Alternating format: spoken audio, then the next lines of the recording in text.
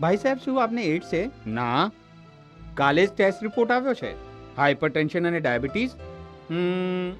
લાગે છે આ શ્યોર નથી. કહેવા શું માંગો છો તમે? સિમ્પલ. જ્યાં સુધી તમે ચેકઅપ ના કરાવ્યું હોય, તમે કેવી રીતે કહી શકો છો કે તમને ડાયાબિટીસ, હાઇપરટેન્શન છે કે નહીં? ભારતમાં 3 કરોડ કરતાં વધુ લોકોને ડાયાબિટીસ અને 2 કરોડ લોકોને હૃદય રોગ છે. નિયમિત કસરત કરો, ફળ શાકભાજીઓ ખાઓ, સ્વસ્થ રહો, તળેલા ખોરાકની ચરી પાડો, ડોક્ટરની સલાહ લો. સ્વસ્થ કુટુંબ, સ્વસ્થ ભારત.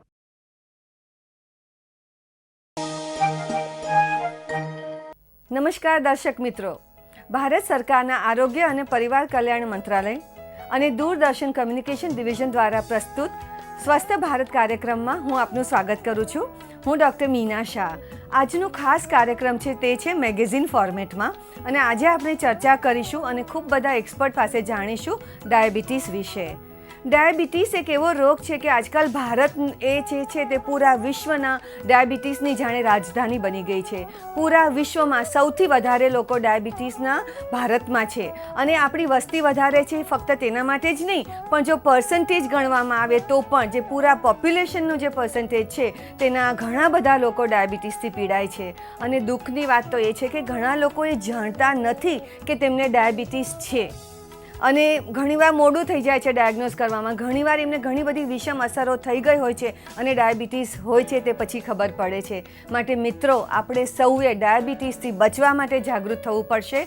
તો મિત્રો, ડાયાબિટીસ આપણને થઈ ગયો અને એનું નિદાન કેવી રીતે કરવું જોઈએ, તેની કઈ નિશાનીઓ હોય છે અને તેની શું કાળજી લેવી જોઈએ, આ બધી ઘણી બધી વાતોની ચર્ચા કરવા માટે આપણે હવે વાત કરીશું ડાયાબિટીસના નિષ્ણાત ડૉક્ટર સાથે. ડાયાબિટીસ થવાના મુખ્ય કારણોમાં આનુવંશિક તત્વો એટલે કે જીન્સ છે. માતા કે પિતા બંનેમાંથી કોઈને પણ ડાયાબિટીસ હોય તો ડાયાબિટીસ થવાની શક્યતા બાળકોને વધી જાય છે.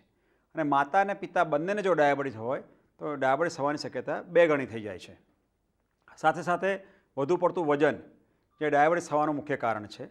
ખોરાકની અંદર તેલ ઘીવાળા ચરબીયુક્ત પદાર્થો જેવા કે આઈસ્ક્રીમ, પીઝા, ચીઝ, બર્ગર્સનું બેફામ સેવન, અને દૈનિક પ્રવૃત્તિ જે છે એ બિલકુલ ઓછી, કસરત બિલકુલ ન કરીએ અને વધુ પડતું વજન થાય, આના કારણે ડાયાબિટીસ થવાની શક્યતા ખૂબ જ વધી જાય છે. વધુમાં અસ્વસ્થ જીવન, માનસિક તાણ, ટેન્શન, ખાવાનો સમય નહીં, સૂવાનો સમય નહીં, તેના કારણે પણ ડાયાબિટીસ થઈ શકે છે. અમુક સંજોગોમાં ડૉક્ટરની સલાહ મુજબ થાઇરોઇડ કે સ્ટીરોઇડ્સ નામની દવા લઈએ તો પણ ડાયાબિટીસ થઈ શકે.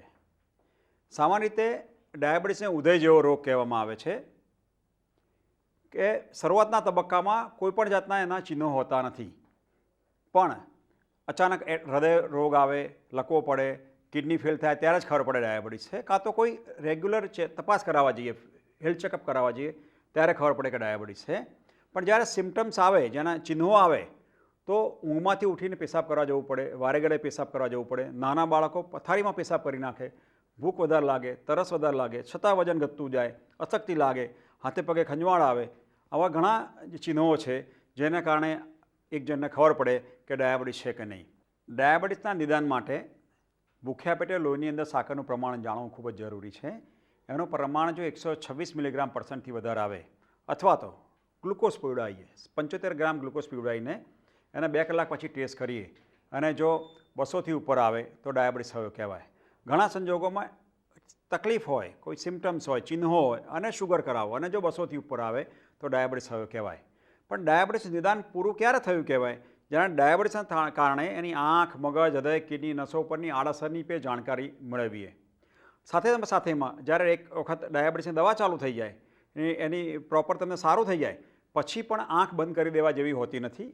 ડૉક્ટરની સલાહ મુજબ નિયમિતપણે એના લોહીની અંદર સાકરની પ્રમાણ તપાસ કરાવવી જોઈએ, અને સમયે સમયે એનું ટેસ્ટ કરાવવું જોઈએ, બ્લડ ટેસ્ટ કરાવવા જોઈએ. ડાયાબિટીસવાળા મિત્રો માટે 2 કે 3 ટેસ્ટ ખૂબ જ અગત્યના છે. એક છે HbA1c એટલે કે ગ્લાયકોસિલેટેડ હિમોગ્લોબિન. પાછલા 3 મહિનાની અંદર લોહીની અંદર સાકરનું પ્રમાણ કેટલું એવરેજ હતું એ જાણવાનો આ રિપોર્ટ છે. આ રિપોર્ટ તમારે 8થી નીચે રાખવો જોઈએ, તો લાંબે ગાળે તમને ડાયાબિટીસથી થતી આડઅસરો અટકાવી શકાય. બીજો ટેસ્ટ છે આલ્બ્યુમિન ક્રિએટિન રેશિયો. આની અંદર કિડનીની અંદર સહેજ પણ અસર આવતી હોય તો 10થી 15 વર્ષ પહેલાં ખબર પડી જાય, અને એની યોગ્ય સારવાર કરીએ તો કિડનીની કાર્યક્ષમતા પર કાં તો કિડની બગડાઈ જવાની જે શક્યતા છે એ ખૂબ જ ઘટી જાય. તેવી જ રીતે આંખના પડદાની અંદર તપાસ, એ દર વર્ષે કરાવી લેવી જોઈએ, જેના કારણે જો શરૂઆતમાં નિદાન થાય તો અંધાપો આવતો આપણે અટકાવી શકીએ છીએ. જ્યારે ડાયાબિટીસની કાળજી લેવાની વાત આવે છે તો સૌથી અગત્યની વાત છે ખોરાક. કારણ કે ઘણીવાર આપણને ખોટો ખ્યાલ છે કે ડાયાબિટીસ હોય તો ભાત નહીં ખાવાના, બટાકા નહીં ખાવાના અને 2-3 કાળજી રાખવાની. પણ ડાયાબિટીસમાં એ પણ અગત્યનું છે કે શું વધારે ખાવું જોઈએ, શું ઓછું ખાવું જોઈએ, કયા સમયે ખાવું જોઈએ અને ડૉક્ટરની સલાહ મુજબ જ ખાવું જોઈએ. તો હવે ડાયાબિટીસ અને ખોરાક વિશે વાત કરીશું આપણે એક ન્યુટ્રિશન એક્સપર્ટ સાથે. આજે ડાયાબિટીસમાં આપણે શું ખાવું અને શું ના ખાવું એ વિશે ચર્ચા કરવા ભેગા થયા છીએ. આપણે ગુજરાતીઓ ખાવા પીવાના ખૂબ શોખીન છીએ, એટલે જ્યાં જઈએ ત્યાં આપણને ખાવાની વસ્તુઓ જોઈએ એટલે ખાવાનું મન થઈ જાય. પણ જો તમારે ડાયાબિટીસ હોય તો તમારે ધ્યાન રાખવું ખૂબ જરૂરી છે. મને ખબર છે તમે બધા એ વસ્તુ બરોબર સમજો છો. તો ચાલો, તમારે ડાયાબિટીસ હોય તો સવારની શરૂઆત તમે કેવી રીતે કરશો? સવારની શરૂઆત 2 ગ્લાસ પાણીથી કરજો અને પછી તમે 1 ગ્લાસ દૂધ જે મલાઈ વગરનું હોય એનું ધ્યાન રાખજો અને એની સાથે હળવો નાસ્તો કરજો, જેમ કે તેલ વગરના થેપલા, પરોઠા, ઘઉંની બ્રેડ અથવા કોઈપણ જાતના સિરિયલ, જાડા ફાડા ઘઉંના, આ બધી વસ્તુઓ તમે સવારના નાસ્તામાં વાપરી શકો છો. એ પછીથી તમારે ઘરે જથી કામ પર જતા કે ક્યાંય પણ જતા તમે 1 પપૈયું અથવા તો સફરજનનો ઉપયોગ કરજો. તમારું બપોરનું ભોજન 1 મોટા વાડકા દાળ સાથે લેવાનું ભૂલશો નહીં. દાળમાં બને તો ખાંડ કે ગોળ ના નાખશો. પછી તમે 3 થી 4 રોટલી, મોટો વાડકો ભરીને શાક અને સલાડ ખાજો. બપોરના તમને ભૂખ તો લાગશે જ, તો બપોરના સમયે તમે હળવો નાસ્તો કરજો કે જેમ કે શેકેલા પૌવાનો ચેવડો છે અથવા પછીથી શેકેલા મખાના છે, ઘઉંની બ્રેડ પણ ખાઈ શકો છો અથવા બાફેલી મકાઈ પણ ખાઈ શકો છો. 1 ગ્લાસ લીંબુનું શરબત ખાંડ વગરનું લેજો અને સાંજના સમયે શાકભાજીમાંથી બનાવેલો સૂપ અને પછી હળવું જમવાનું, જેમ કે ભાખરી શાક છે, પૌવા ખાલી વઘારી દો, ઉપમા લઈ લો. સાંજના સમયે પણ ઓછા તેલનું ખાવાનું ખાજો, જેથી કરીને તમારું વજન વધશે નહીં અને ડાયાબિટીસ કંટ્રોલમાં રહેશે. રાત્રે સૂતા પહેલાં પાછું 2 ગ્લાસ પાણી પીજો, જેથી કરીને દિવસની તમારી 10 થી 12 ગ્લાસ પાણીની વ્યવસ્થા જરૂરિયાત આપણે આ રીતે પૂરી કરી લઈશું. હવે આપણે એમ વિચાર કરીએ કે આ તો આપણે શું ખાવું એ નક્કી કર્યું, પણ શું નહીં ખાઈએ? નહીં ખાવા માટે ખાસ કરીને તમે ઠંડા પીણાથી દૂર રહો. ઠંડા પીણાની અંદર ખાંડનું પ્રમાણ ખૂબ વધારે આવે છે, માટે લીંબુનું શરબત અથવા નાળિયેર પાણી વગેરે વસ્તુઓનો ઉપયોગ કરો. તમે ખાંડની જગ્યાએ આપણે ઘણીવાર ખાંડની માટેની સબસ્ટિટ્યૂટ્સ વાપરતા હોઈએ છીએ. આ સબસ્ટિટ્યૂટ્સ ના વાપરશો અને એના બદલે દરરોજના ખોરાકમાં ઓછી ખાંડ ખાવાનું ચાલુ કરો. જેમ કે દિવસ દરમિયાન અડધીથી 1 ચમચી ખાંડ તમે લઈ શકો છો, પણ તમે ખજૂર છે, અંજીર છે, આ બધી વસ્તુઓનો ઉપયોગ કરી અને ખાંડના સબસ્ટિટ્યૂટ્સથી દૂર રહો. આ ઉપરાંત બેકરી આઇટમ્સ તમે બિલકુલ દૂર રહો, જેમ કે બિસ્કિટ છે, કેક છે, આ બધી વસ્તુઓનો વપરાશ બિલકુલ બંધ કરી દો. અને ઝીણા લોટ જેમ કે મેંદો અથવા પછીથી ઝીણો ચણાનો લોટ દળેલો, એ બધા ઝીણા લોટથી બનાવેલી વસ્તુઓથી તમે દૂર રહો. આ ઉપરાંત તળેલી વસ્તુઓ જે તમને ખૂબ ભાવે છે એને બિલકુલ છોડી દો. ભજીયા, ફાફડા, જલેબી, આ બધી વસ્તુઓનો ઉપયોગ જો તમે સદંતર બંધ કરી દેશો તો ડાયાબિટીસ તમારો કંટ્રોલમાં રહેશે અને તમને આગળ જતાં એનીથી થતી તકલીફોથી તમે દૂર રહી શકશો. માટે જો મિત્રો તમે મારી વાત માનશો અને ડાયાબિટીસમાં તમારું ધ્યાન રાખશો તો તમને ખૂબ આનંદ આવશે. આપણી જે જૂની પદ્ધતિ છે, વર્ષો પુરાણી પદ્ધતિ છે યોગની, તેના વિશે ભારત તો જાગૃત હતું જ, હવે વિદેશમાં પણ ઘણા બધા લોકો જાગૃત થયા છે અને યોગનું ઘણું અગત્યનું મહત્ત્વ છે ડાયાબિટીસના મેનેજમેન્ટ માટે, ડાયાબિટીસની કાળજી માટે. તો હવે આપણે માહિતી લઈએ કે કયા આસનો કરવા, કયા પ્રાણાયામ કરવા અને શું કાળજી લેવી યોગ દ્વારા ડાયાબિટીસની, તે યોગ નિષ્ણાત પાસેથી. પર્ટિક્યુલરલી આજે આપણે યોગામાં અને ડાયાબિટીસને કેવી રીતે મદદરૂપ થાય છે એના ઉપર આપણું ફોકસ રહેશે. આપણા પૌરાણિક શાસ્ત્રોમાં યોગ અને એના રોગો ઉપર ખૂબ સુંદર રીતે બધું ડિટેલમાં ડિસ્ક્રિપ્શન આપેલું છે. તો આપણે જોઈએ કે ડાયાબિટીસ માટે કયા કયા આસનો કરવાથી આપણને મદદરૂપ થઈ શકે છે. ચાલો તો આપણે કયા કયા આસનો કરવા છે એના પર ડિસ્કશન કરીએ. આપણે 3 આસનો લઈશું આજે. ઊભાનું આસન છે, એનું નામ છે કોણાસન. સીધા સૂતાનું આસન છે, એનું નામ છે કટીચાલન. અને ઊંધા સૂતાનું નામ છે ધનુરાસન. આ 3 આસનો પછી આપણે 2 પ્રાણાયામ પણ કરીશું. એક છે સૂર્યભેદન અને બીજું છે ભસ્તિકા પ્રાણાયામ. તો આ બંને પ્રાણાયામ અને આસનોનું આપણે ડેમોન્સ્ટ્રેશન જોઈએ. ડાયાબિટીસના આસનોમાં આપણે કોણ આસન લઈએ છીએ? ધીરેથી જમણા પગને બહાર કાઢો, પછી ડાબા પગને બહાર કાઢો, બંને પગના પંજા સીધા રાખી 3 ફૂટ જેટલું અંતર રાખો. સ્ટ્રેચ આઉટ, બંને હાથ વાઇડ ઓપન, ઊંડો શ્વાસ ભરો, ઇન્હેલ કરો. ધીરેથી જમણી બાજુ જાઓ અને 20 સેકન્ડનું હોલ્ડ કરો. Slowly come down. હાથને નીચે મૂકી તમારી નજર ઉપર લઈ જાઓ. ધીરેથી ઉપર આવો, સ્ટ્રેચ. આ જ પ્રમાણે બીજી બાજુ જઈશું. ઊંડો શ્વાસ ભરો, નીચે જતા શ્વાસને બહાર કાઢો. એક્સેલ, સ્ટ્રેચ અને હોલ્ડ. ખૂબ જ ધીરેથી ઉપર આવો, સ્ટ્રેચ. બંને હાથ પહોળા કરી, હાથને રિલેક્સ કરી, બંને પગ ભેગા કરો.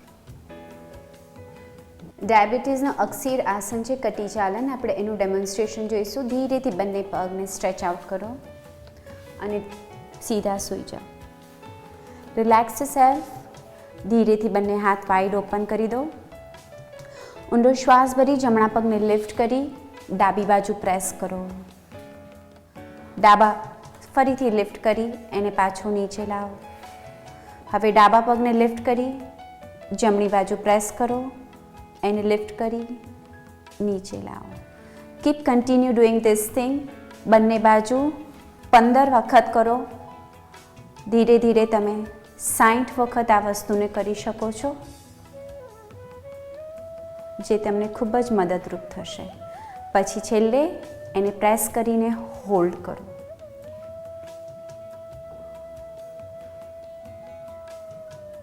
ઉપર લાવી પાછું મૂકી બીજી બાજુ પ્રેસ એન્ડ હોલ્ડ.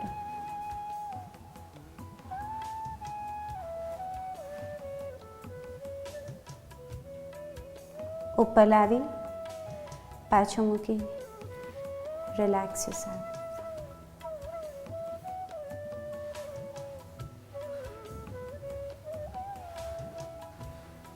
ધીરેથી બેસી જાઓ અને વિલ સ્વિચ ટુ અનધર આસન. પગ પાછળ લઈ જઈ પેટ ઉપર સૂઈ જાઓ. ધનુરાસન. ધનુરાસન કરવા માટે ધીરેથી જમણા પગને પ્રેસ કરી જમણા હાથથી પકડો. ધીરેથી લિફ્ટ કરો જમણો પગ, પાછળથી ખેંચો. સ્ટ્રેચ. Come down. રિલેક્સ. ડાબા પગને પ્રેસ કરી સ્ટ્રેચ. ઇનહેલ.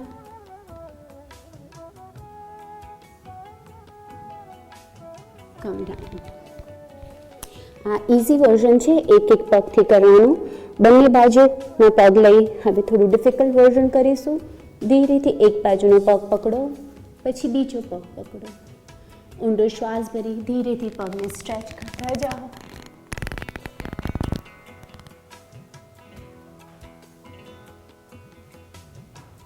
ધીરેથી નીચે આવો. તમારાથી આ થાય નહીં તો તમે ખાલી ફક્ત પગ પકડી અને દબાઈ શકો છો.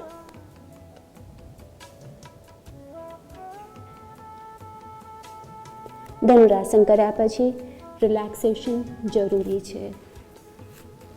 Relax yourself.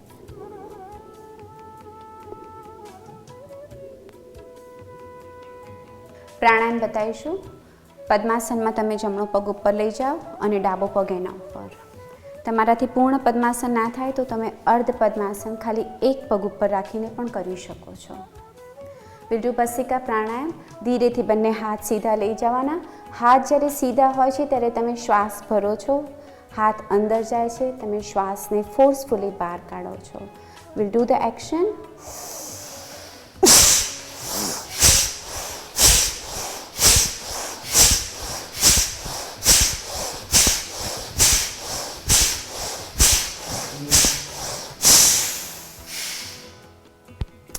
રિલેક્સ.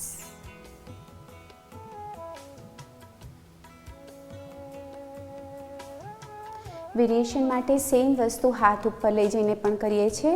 ઊંડો શ્વાસ, ઇનહેલ એક્સેલ. 30 કાઉન્ટ સુધી આ કરી શકીએ છીએ.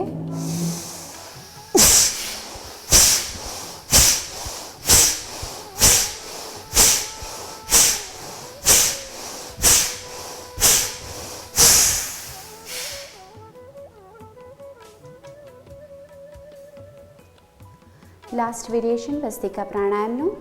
બંને હાથ ચેસ્ટ પાસે લાવી ઇન્હેલ એક્સેલ. આ પણ 30 કાઉન્ટ સુધી કરી શકાય છે. તમે 10 કાઉન્ટથી ચાલુ કરીને 30 સુધી પહોંચી શકો છો. રેડી?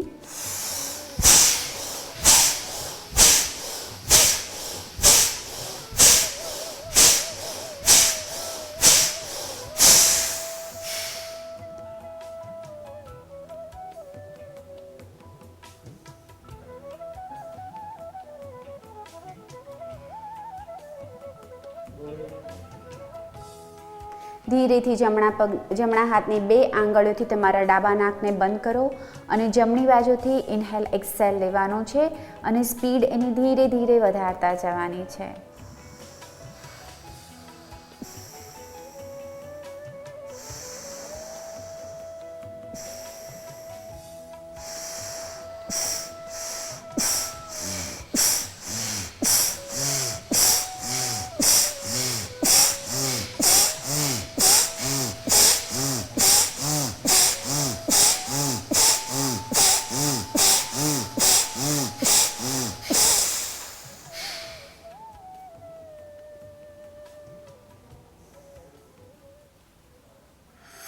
આપણે સૌ જાણીએ છીએ કે આપણે પહેલાં કરતાં ઘણા બધા શારીરિક રીતે ઓછો શ્રમ કરતા થઈ ગયા છીએ અને કસરતો તો જો આપણે જોવા જઈએ તો આખી વસ્તીના 5% લોકો પણ કસરત નથી કરતા.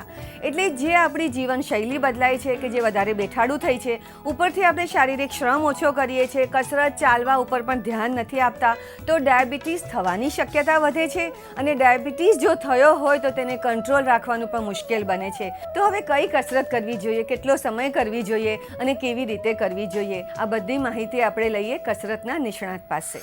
અત્યારે આપણે ડાયાબિટીસના પેશન્ટ વિશેની થોડી વાત કરીશું. એકચ્યુઅલી ડાયાબિટીસની કમ્પ્લેનવાળા જે અમારા ત્યાં મેમ્બર આવતા હોય છે અને અમે ફર્સ્ટ સ્ટેપ સર બાઇસિકલની શરૂઆત કરાવતા હોઈએ છીએ. બાઇસિકલ 5 મિનિટ, એના પછી આફ્ટર અમે ટ્રેડમિલ ઉપર એમને ટ્રાન્સફર કરીએ છીએ, તે 10 મિનિટ કરાવીશું. એના પછી અમે 5 મિનિટ ફિટનેસ ક્રોસ ટ્રેનર કરાવીશું અને એના પછી ટ્વિસ્ટર પણ અમે એમને કરાવતા હોઈએ છીએ. આફ્ટર થોડો અમે બ્રેક આપીને એમને થોડી વેટ ટ્રેનિંગ કરાવતા હોઈએ છીએ. ડાયાબિટીસવાળાને અમે ખાસ ધ્યાનમાં રાખીશું કે અડધો કલાકથી અમે બહુ વધારે એક્સરસાઇઝ નહીં કરાવીએ.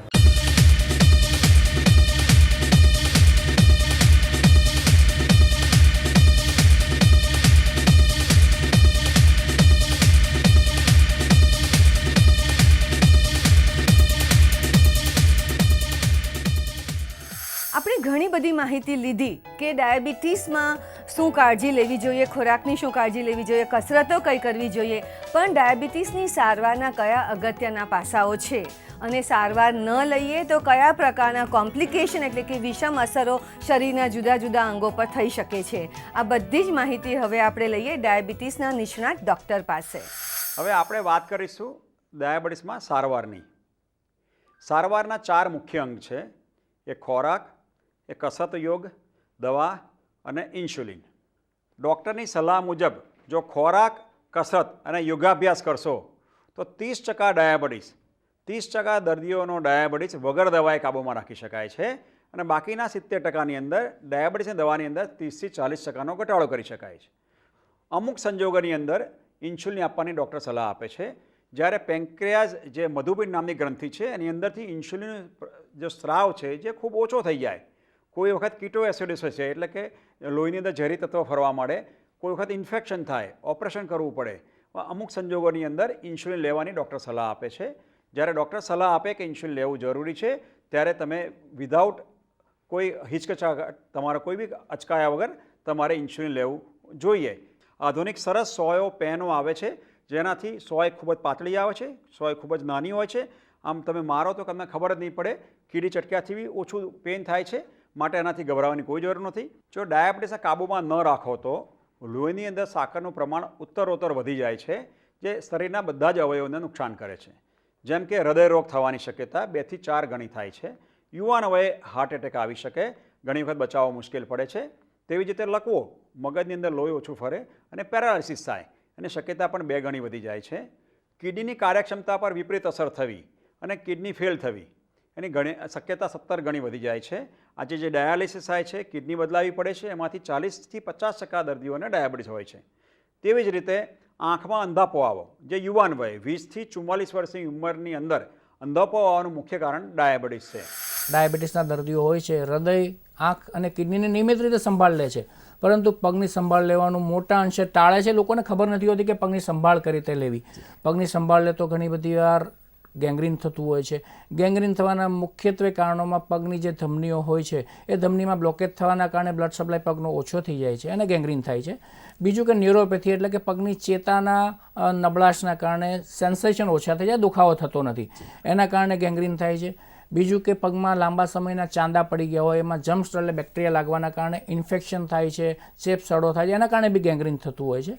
અને અન્ય એક બાબતમાં જે લાંબા સમયનું વ્યસન લેતા હોય, બીડી સિગરેટ તમાકુ પીતા હોય, એના કારણે પણ ગેંગ્રીન થવાના ખૂબ શક્યતા છે. તો આ ગેંગ્રીનના કારણો છે. હવે ગેંગ્રીનથી કઈ રીતે બચી શકાય? તો ખાસ કહેવાનું કે જ્યારે પણ તમે નાવા જાઓ રોજ સવારે, ત્યારે પગના તળિયાની તમારે રેગ્યુલર ચેકઅપ કરાવવું જોઈએ. એમાં કંઈ પણ નાનું સરખું ચાંદુ દેખાય અથવા લાલાશ દેખાય તો ડૉક્ટરનો કન્સલ્ટ કરી લેવું જોઈએ તાત્કાલિક. બીજી વસ્તુ કે તમારે જ્યારે પણ પગમાં નાની સરખી ઈજા થાય, નખ કાપવા ટાઈમે તમારે વાગી ગયું હોય, પગમાં ડંખ પડી ગયો હોય ચપ્પલ જૂતાના કારણે, તો ડૉક્ટરનો કન્સલ્ટ તાત્કાલિક કરી લેવો જોઈએ. ત્રીજી વસ્તુ એ છે કે પગને ચોખ્ખા રાખી રેગ્યુલરલી રીતે પગના આંગળાની વચ્ચે ચોખ્ખા રાખીને એને ડ્રાય કરી નાખવા જોઈએ, એના કારણે ઇન્ફેક્શન નહીં થાય. બીજું કે તમે જો વ્યસન કરતા હોય તો વ્યસન તાત્કાલિકપણે બંધ કરી દેવું જોઈએ, બીડી સિગરેટ તમાકુ, એનાથી તમે પગના કાપવાથી બચી શકીશો. અને નાની સરખી જો તમારે ગુમડું થયું હોય, ઈજા થઈ હોય પગમાં, તો તમે ડૉક્ટરનો કન્સલ્ટ કરી લો તો તમે આનાથી બચી શકીશો ગેંગ્રીન. અને યોગ્ય પ્રમાણમાં ડૉક્ટરની સલાહ મુજબ તમારે ફૂટવેર બનાવરાવીને પહેરવા જોઈએ. જુવેનાઇલ ડાયાબિટીસ એટલે કે ટાઈપ 1 ડાયાબિટીસ એ નાના બાળકોમાં થતો ડાયાબિટીસ છે. આવા બાળકોને જિંદગી જીવવા માટે ઇન્સ્યુલિન લેવું ખૂબ જ જરૂરી છે. ડૉક્ટરની સલાહ મુજબ 2, 3, 4 વખત દિવસના ભાગમાં ઇન્સ્યુલિન લેવું પડે અને એનો ઇન્સ્યુલિનનો ડોઝ ગોઠવવો પડે, તો જ એ બાળક નોર્મલ જીવી શકે.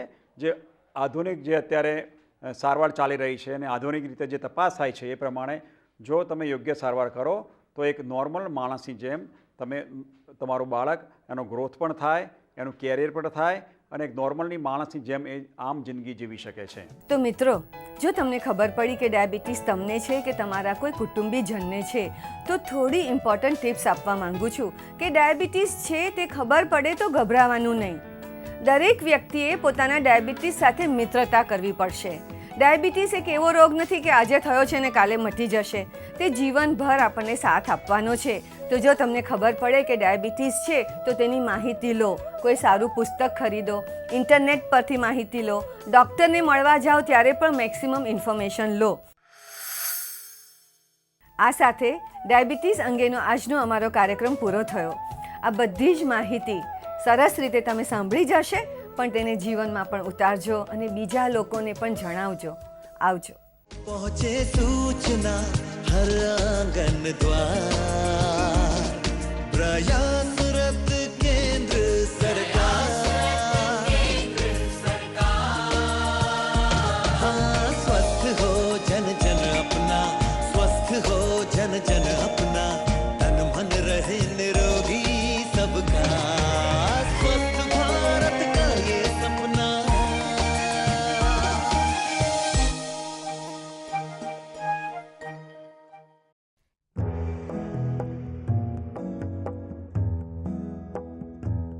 હેલ્થે બોલાવ્યા અમને, ફિલ્ડમાં અમે રમીશું. દોસ્તી પાકી સ્વાસ્થ્યની જિંદગી ભર નિભાવીશું. ભારતમાં 3 કરોડ કરતાં વધુ લોકોને ડાયાબિટીસ અને 2 કરોડ લોકોને હૃદયરોગ છે. નિયમિત કસરત કરો, ફળ શાકભાજીઓ ખાઓ, સ્વસ્થ રહો, તળેલા ખોરાકની ચરી પાડો, ડોક્ટરની સલાહ લો. સ્વસ્થ કુટુંબ, સ્વસ્થ ભારત.